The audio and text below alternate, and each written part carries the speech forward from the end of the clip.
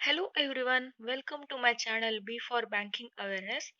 Today in this lecture we will discuss about Negotiable Instrument Act 1881. या लेक्चरमध्ये आपण what is exactly negotiable instrument याबद्दल डिटेलमध्ये study करणार आहोत. देन आपण promissory note, cheque and bill of exchange याबद्दल सुद्धा डिटेलमध्ये स्टडी करणार आहोत. प्रत्येक लॉची डेफिनेशन त्याच्या सेक्शन 2 मध्ये दिलेली असते, पण निगोशिएबल इन्स्ट्रुमेंट ऍक्ट ची डेफिनेशन सेक्शन 13 मध्ये दिलेली आहे. So it is one of the important point. ह्याला स्टार मार्क करून ठेवा. Then it came in to force on 1982. हे पण वन ऑफ द इम्पॉर्टंट आहे. आता हा निगोशिएबल इन्स्ट्रुमेंट ऍक्ट ह्याचा सोर्स कोणता आहे, तर it is English common law. English common law मधनं हा निगोशिएबल इन्स्ट्रुमेंट ऍक्ट आपण घेतलेला आहे. Then what is the meaning of negotiable instrument? Negotiable means it is transferable, म्हणजेच त्याची आपण ओनरशिप ही one person to another person transfer करू शकतो. मग आपण किती वेळ ट्रान्सफर करू शकतो, तर त्याची मॅच्युरिटी डेट पर्यंत आपण एन नंबर ऑफ टाइम्स त्याला ट्रान्सफर करू शकतो. मीन्स आपण एन नंबर ऑफ टाइम्स त्याला निगोशिएट करू शकतो. Then what is instrument? Any written document we can call it as instrument. मग लक्षात ठेवा की negotiable instrument means whose ownership can be transferable. Before going to know detail about promissory note, check and bill of exchange, आपल्याला काही related terms माहिती आहे. For example बघा, आपल्याला कॉलेजमध्ये ऍडमिशन घ्यायचं आहे आणि आपल्याला त्या कॉलेजची फीस पे करायची आहे. मग अशा वेळी आपल्या अकाउंट मधनं आपल्याला रिलेटेड कॉलेजला पैसे ट्रान्सफर करावे लागतात. सपोज आपलं अकाउंट हे PNB बँकेमध्ये आहे. मग जेव्हा हे PNB बँक येते तर त्याला आपण ड्रॉई म्हणत असतो, आणि ज्या पर्सनचं त्या बँकेमध्ये अकाउंट आहे त्याला आपण ड्रॉअर म्हणतो. आणि जो आपण चेक ज्या कॉलेजला ऑफर करत आहोत किंवा DD ज्या कॉलेजला ऑफर करत आहोत त्याला आपण पे म्हणतो. लक्षात राहील की ज्या बँकेमध्ये अकाउंट आहे त्याला ड्रॉई म्हणायचं, ज्या पर्सनच्या नावावर अकाउंट आहे त्याला ड्रॉअर म्हणायचं, कारण ड्रॉअर हा पेमेंट करत असतो with the help of bank, आणि ज्याला आपल्याला पेमेंट करायची आहे त्याला आपण पेई म्हणत असतो. In this example, let's see who is drawer? The person who issues check. मग ह्या केस मध्ये कोण आहेत? Father. Who is drawee? The bank is always treated as drawee in case of check. In this case, PNB is a drawee. Then payee is receiver or person who is receiving a payment, or beneficiary is a payee. In this case, IIT Delhi is a payee. And bearer कोण आहे? The current holder of an instrument. It means की ज्याच्या हातामध्ये सध्या ते document आहे त्याला आपण काय म्हणत असतो? बेअरर. नेक्स्ट बघा, what is negotiable instrument? It is a document guaranteeing the payment. बघा काय दिलेलं आहे? Document guaranteeing the payment. Next is it is a document which promises. It means की ते आपल्याला प्रॉमिस देतं the payment of money without condition. Without condition म्हणजे काय, की बघा इथे अशी कंडिशन चालणार नाही की बाबा ह्याच्या भावाचं लग्न झाल्यानंतर मी पैसे देईल किंवा ह्याचे वडील वारल्यानंतर मी पैसे देईल. No condition. तुम्हाला फ्युचर मध्ये ज्या डेटवर सांगितलं आहे त्यावर ऑर ऑन डिमांड तुम्हाला हे निगोशिएबल इन्स्ट्रुमेंट पे करावे लागत असतात. नेक्स्ट बघा, to be and negotiable instrument त्यासाठी कोणते कोणते इसेन्शियल फीचर्स आहेत ते बघूया. First one is transferability. It means negotiable instrument shall be transferable according to its maturity and it can be transferred n number of times. It means की जेव्हा आपण instrument घेतो तर ते आपल्याला मॅच्युरिटी पर्यंत n नंबर ऑफ टाइम्स आपल्याला transfer करता येतं. Next one What is endorsement? It means on which name is written and it is in written form. It means बघा, जेव्हा आपल्याला एखाद्याला आपला चेक एंडोर्स करायचा असतो, म्हणजेच त्याची ओनरशिप आपल्याला ट्रान्सफर करायची असते, तर त्या चेकच्या मागे आपण कुणाला ट्रान्सफर करतोय, डेट ऑफ ट्रान्सफर काय आहे, किंवा त्या बँकेचं नाव काय आहे, त्या अकाउंटची ज्याला आपल्याला ट्रान्सफर करायचं आहे त्याच्या अकाउंटची इन्फॉर्मेशन आपण तिथे लिहितो, प्लस आपण तिथे आपलं सिग्नेचर करून काय करतो, एंडोर्समेंट करत असतो. मग इन द सेम वे तुम्ही काय करू शकता, की हे निगोशिएबल इन्स्ट्रुमेंट त्याच्या मॅच्युरिटी पर्यंत N number of time endorse करू शकता. Section 15 of negotiable instrument act defines endorsement. हे पण तुम्हाला लक्षात ठेवायचं आहे की which section defines endorsement or which section is having definition of endorsement. It is section 15 of negotiable instrument act. ह्याला स्टार मार्क करून ठेवा. हा आरबीआय ग्रेड बी किंवा एसबीआय पीओ सारख्या एक्झाम मध्ये क्वेश्चन येऊ शकतो. देन नेक्स्ट बघा, डिलिव्हरी म्हणजे एंडोर्समेंट बाय डिलिव्हरी. तर ह्यामध्ये बघा, ज्याच्यामध्ये ते इन्स्ट्रुमेंट होल्डर पर्सन कडे असतं, तर त्याला आपण ते डिलिव्हरी नी निगोशिएट करता येतं असं म्हणता येईल. फॉर एक्झाम्पल बघा, त्यावर एखाद्या पर्सनचं नाव लिहिलेलं असतं, म्हणजेच आपण त्याला एक्झाम्पल मध्ये बिअरर चेक असं सुद्धा म्हणू शकतो. मग ज्याच्या हातामध्ये ते इन्स्ट्रुमेंट आहे, तर त्याला आपण तो पर्सन त्याची एन नंबर ऑफ टाइम काय करू शकतो, ट्रान्सफरेबिलिटी चेंज करू शकतो. मग जर एंडोर्समेंट नी तुम्ही निगोशिएबल इन्स्ट्रुमेंट ट्रान्सफर करत असता, तर त्यावर तुम्हाला सिग्नेचर लागत असते आणि डिटेलमध्ये इन्फॉर्मेशन लिहावी लागते. But in case of delivery तुम्ही ते डॉक्युमेंट जशाचं तसं समोरच्या पर्सनला विदाउट एनी डिटेल त्याच्या हातात दिलं, तर तो त्याचा काय होतो, अल्टिमेटली ओनर बनत असतो. Then next is it must have independent title. It means त्याच्यावर त्या इन्स्ट्रुमेंटची ओनरशिप कुणाकडे आहे हे सुद्धा मेन्शन केलेलं पाहिजे. Then next is certainty. Then about what, regarding amount, की त्यावर एक्झॅक्ट किती अमाऊंट तुम्हाला द्यायची आहे हे सुद्धा तिथे व्यवस्थितपणे दिलेलं पाहिजे. नेक्स्ट बघा, for any instrument to be negotiable, instrument should follow following conditions. It means it must be freely transferable. म्हणजे त्यावर आपल्याला कोणतीही कंडिशन न लावता आपण त्याला फ्रीली ट्रान्सफर करू शकत असतो. Then second one is it must be free from any defects. It means त्या निगोशिएबल इन्स्ट्रुमेंटवर कोणत्याही प्रकारचा डिफेक्ट नसायला पाहिजे. Only in this case this instrument is negotiable. Next बघा, promissory note. Section 4 of Negotiable Instrument Act 1881 मध्ये promissory note ची definition दिलेली आहे. हे तुम्हाला लक्षात ठेवायचं आहे, कारण promissory note, check and bill of exchange या सगळ्यांचे तुम्हाला सेक्शन विचारले जातात. सो प्रॉमिसरी नोटचं सेक्शन कोणतं आहे, तर section 4 of negotiable instrument act 1881. Then bank note and currency note is not a promissory note.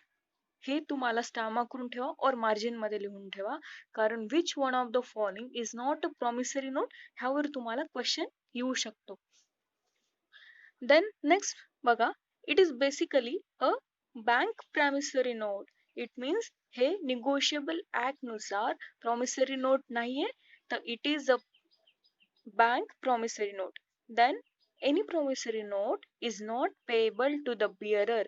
It means ज्याच्या हातामध्ये प्रॉमिसरी नोट असेल त्याला पेमेंट केल्या जात नाही, बिकॉज की हे आरबीआय ची मोनोपोली एक्झिट करून टाकतं और संपून टाकतं.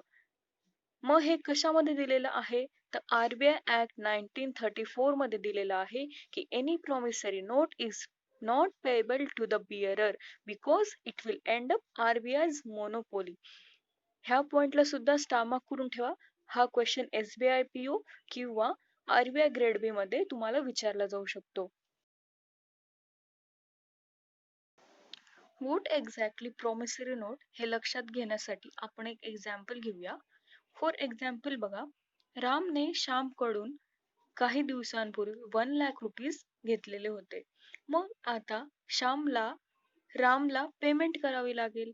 मग अशा वेळी राम काय करतो, की एक प्रॉमिसरी नोट बनवतो, ज्यामध्ये तो प्रॉमिस करतो की he will pay 1 lakh, that is a certain amount in future, that is after 3 months to Sham. म्हणजेच याला आपल्याला समजून घ्यायचं झालं तर असं म्हणता येईल, या केसमध्ये की राम जो आहे तो प्रॉमिसरी नोटचा मेकर म्हणता येईल, आणि ह्यामध्ये जी 1 लाख अमाऊंट आहे त्याला आपण सर्टन अमाऊंट म्हणतो. देन ज्याला पेमेंट करायची आहे त्याला आपण सर्टन पर्सन म्हणू शकतो. आणि हे एक्झाम्पल आपण लक्षात घेतल्यानंतर आपण त्याची एकदा डेफिनेशन बघूया, की it is an instrument containing unconditional undertaking, म्हणजेच इथे कोणतीही कंडिशन दिलेली नाही. Sign by the maker, it means Ram, to pay a certain sum of money, it means 1 lakh rupees, to order a certain person, it means to Shyam, और to the bearer of the instrument. लक्षात राहील. तर या केसमध्ये promissory नोटमध्ये तुम्हाला ह्या गोष्टी लक्षात ठेवायच्या आहेत. देन नेक्स्ट बघा, what is bill of exchange. जेव्हा आपण एखादी प्रॉमिसरी नोट बनवल्या जाते त्यावेळी त्यावर डिटेलमध्ये इन्फॉर्मेशन दिलेली असते, that is name of the maker, certain amount and duration, and then certain person to whom the amount is payable, आणि त्यावर स्टॅम्प ड्युटी लावलेली असते. म्हणून ह्यावर केलेलं प्रॉमिस हे आपल्याला ऑफिशियली ग्रँटेड करता येतो. व्हॉट एक्झॅक्टली प्रॉमिसरी नोट हे लक्षात घेण्यासाठी आपण एक एक्झाम्पल घेऊया. फॉर एक्झाम्पल बघा, रामने श्यामकडून काही दिवसांपूर्वी 1 लाख रुपीज घेतलेले होते. मग आता श्यामला रामला पेमेंट करावी लागेल. मग अशा वेळी राम काय करतो, की एक प्रॉमिसरी नोट बनवतो, ज्यामध्ये तो प्रॉमिस करतो की he will pay 1 lakh, that is a certain amount in future, that is after 3 months to Sham.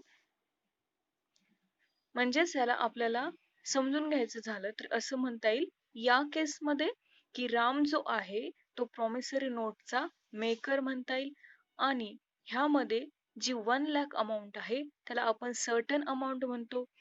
Then ज्याला पेमेंट करायची आहे त्याला आपण सर्टन पर्सन म्हणू शकतो. आणि हे एक्झाम्पल आपण लक्षात घेतल्यानंतर आपण त्याची एकदा डेफिनेशन बघूया, की it is an instrument containing unconditional undertaking, म्हणजेच इथे कोणतीही कंडिशन दिलेली नाही. Sign by the maker, it means Ram, to pay a certain sum of money, it means 1 lakh rupees, to order a certain person, it means to Shyam, और to the bearer of the instrument. लक्षात राहील. तर या केसमध्ये promissory नोटमध्ये तुम्हाला ह्या गोष्टी लक्षात ठेवायच्या आहेत. Next is bill of exchange. Negotiable instrument ॲक्टच्या सेक्शन 5मध्ये बिल ऑफ एक्सचेंजची डेफिनेशन आपल्याला पाहायला भेटते. देन आपण हे what exactly bill of exchange आहे हे आपण एका एक्झाम्पल थ्रू लक्षात घेऊया. बघा, एने ऑर्डर दिली आहे बीला to pay certain amount of money to C. या केसमध्ये बघा, ए हा झाला ड्रॉवर, बी हा झाला ड्रॉई, अँड सी हा झाला पेई. तर ज्या डॉक्युमेंट थ्रू ए हा बीला सांगतो की तुम्ही सर्टन अमाऊंट ऑफ मनी सीला पे करा, तर त्या डॉक्युमेंटला बिल ऑफ एक्सचेंज असं म्हणता येईल. आपण डेफिनेशन बघूया. It is an instrument in writing containing an unconditional order signed by the maker and directing a certain person to pay a certain sum of money only to or to the bearer of a certain person or to the bearer of the instrument. It means की bill of exchange हे second पार्टीकडनं third पार्टीला सांगितलं जातं की तुम्ही ह्याची payment on behalf of me तुम्ही करून द्या. What exactly the meaning of definition of bill of exchange हे समजून घेण्यासाठी आपण एक आपल्या डेली लाईफमधलं एक्झाम्पल घेऊया. एखाद्या रेस्टॉरंटमध्ये आपण रेग्युलर जेवायला जातो. इन केस जर आपण एखाद्या वेळी आपलं पर्स घरी विसरलो तर ॲट दॅट टाईम आपण तिथे पेमेंट नाही देऊ शकत.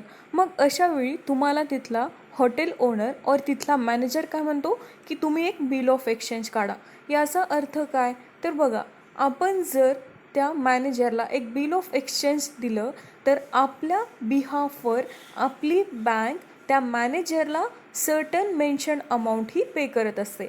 आता हे बिल ऑफ एक्सचेंज म्हणजे नेमकं काय असतं तर एका स्टॅम्प पेपरवर किंवा पेपरवर तिथे एक डॉक्युमेंट बनवलं जातं ज्यामध्ये तिथे तुम्ही रिटर्नमध्ये लिहून देता की XYZ पर्सनला या डेटला तुम्ही दिस अमाऊंट ऑफ मनी पे करा माझ्या अकाउंटमधनं, दिस इज माय अकाउंट नंबर असं डिटेलमध्ये तिथे इन्फॉर्मेशन दिलेलं राहतं.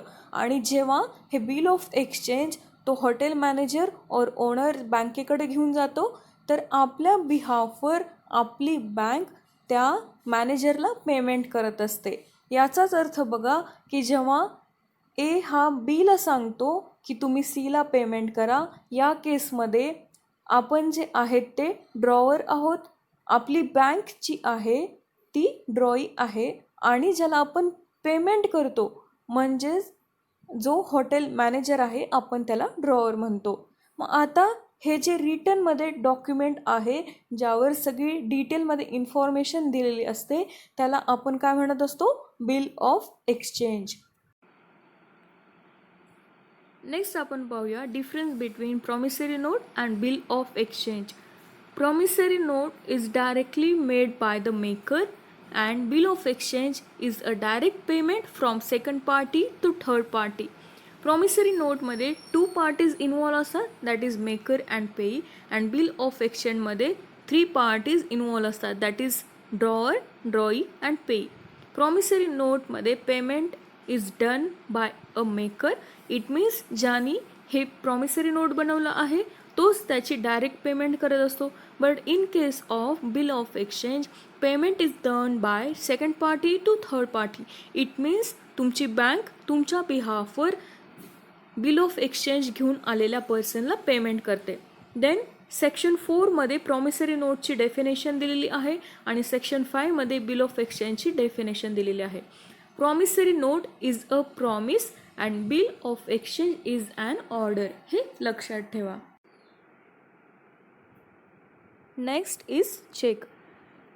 Section 6 of Negotiable Instrument Act contains definition of check and check is an example of bill of exchange. ह्या दोन्ही पण पॉईंटला स्टार मार्क करून ठेवा.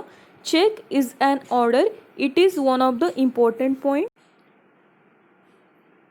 In check, three parties are involved, that is drawer, drawee and pay. Drawee is always a bank in case of check. हे star mark करून ठेवा, यावर क्वेश्चन येऊ शकतो. देन आपण याची डेफिनेशन बघूया. Cheque is an order to your bank. It means आपण आपल्या बँकला ऑर्डर देतो टू पे स्टेटेड सम. म्हणजे आपण जी स्टेटेड सम और मेन्शन सम आहे आपल्या चेकमध्ये from your account return on a specially printed paper. म्हणजे चेक हा असं पेपर आहे ज्यामध्ये आपण आपल्या बँकेला आपल्या अकाउंटमधनं पैसे काढण्याची ऑर्डर देतो.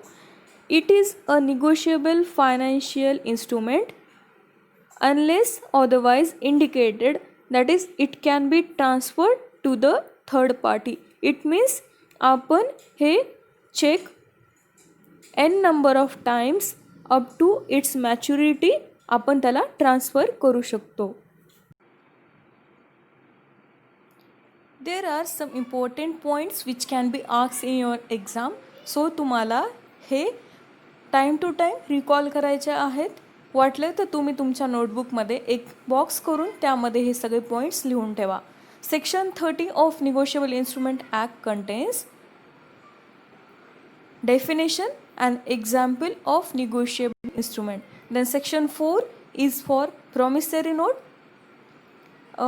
12th मध्ये असताना आपल्याला एक पिरियोडिक टेबल होता, त्यामध्ये P4 होतं फॉस्फरस, त्याची व्हॅलेन्सी होती 4.